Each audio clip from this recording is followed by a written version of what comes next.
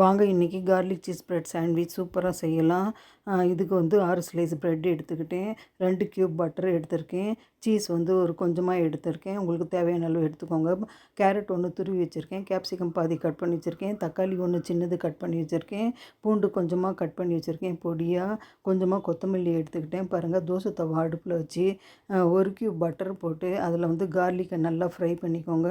அது கூட நம்ம எடுத்து வச்சுருக்கிற காயெல்லாம் போட்டு நல்லா வதக்கிக்கோங்க. கேரட்டு, கேப்சிகம், அப்புறம் தக்காளி, கொஞ்சமாக சில்லி ஃப்ளேக்ஸும், ஒரு ஸ்பூன் வந்து பெப்பர் பவுடர், கொஞ்சமாக உப்பு போட்டு நல்லா வதக்கி எடுத்துடுங்க. இது ப்ரெட்டு மேலே நல்லா அப்ளை பண்ணிக்கோங்க.